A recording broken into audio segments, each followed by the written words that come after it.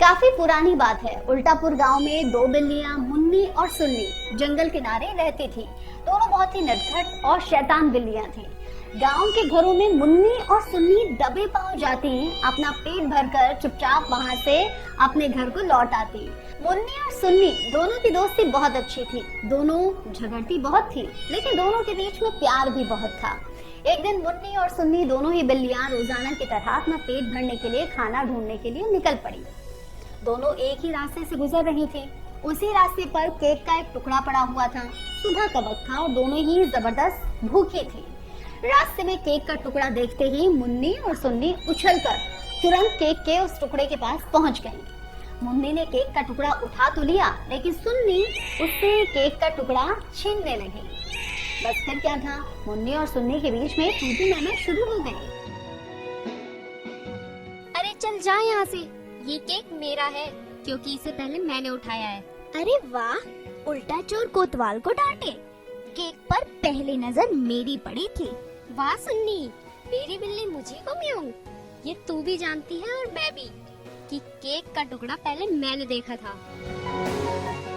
जिस पेड़ के नीचे बैठकर मुन्नी और सुन्नी झगड़ा कर रहे थे, उसी पेड़ के ऊपर एक चालाक बंदर बैठकर आराम से सब कुछ देख रहा था। दोनों बिल्लियों की आवाज से परेशान होकर बंदर पेड़ से नीचे उतर कर आया और गुस्से में बोला, तुम दोनों इतना लड़ क्यों रहे हो? ये कैसा शोर मचा रखा है? यहाँ कोई आराम से सोने भी नहीं देता। बंदर भाई देखना, ये केक का टुकड़ा पहले मैंने उठाया था, लेकिन सुन्नी मुझसे छीन रही है। लेकिन बंदर भाई, इसे देखा तो पहले मैंने था ना। इस हिसाब से इस पर हक तो मेरा हुआ ना। अब आप ही बताओ हम क्या करें? मुन्नी और सुन्नी की बात सुनते ही बंदर के दिमाग की बत्ती जली और उसने झगड़ा सुलझाने के लिए हाँ बोल दिया। बंदर ने केक का टुकड़ा लिया और बोला, मैं इसके दो बराबर बराबर हिस्से करूँगा और तुम दोनों को एक एक हिस्सा दे दूंगा। इस तरह तुम दोनों का झगड़ा भी खत्म हो जाएगा।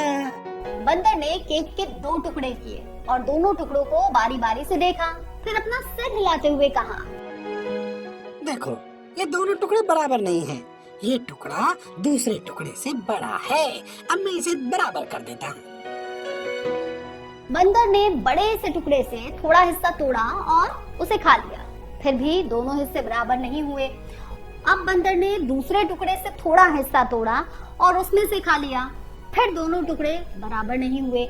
बंदर एक एक कर दोनों हिस्सों से थोड़ा थोड़ा टुकड़ा केक का तोड़कर खाता रहा और केक के दोनों टुकड़ों को इस हिसाब से तोड़ रहा था कि वो एक बराबर हो ही ना। अंत में केक के केवल दो बहुत छोटे छोटे से टुकड़े बचे। बंदर ने बिल्लियों से कहा, ओह, अब भला इतने छोटे छोटे टुकड़े में तुम्हें कैसे दे सकता हूँ? चलो इसे मैं थोड़ा खा लेता हूँ ताकि ये भी बराबर हो जाए। ये कहकर बंदर केक के दोनों छोटे छोटे टुकड़े मुंह में डालकर चलता बना। बिल्लियों के झगड़े का फायदा बंदर ने अच्छी तरह से उठाया, अपना पेट भरा और बिल्लियां एक दूसरे का मुंह देखती रह गई।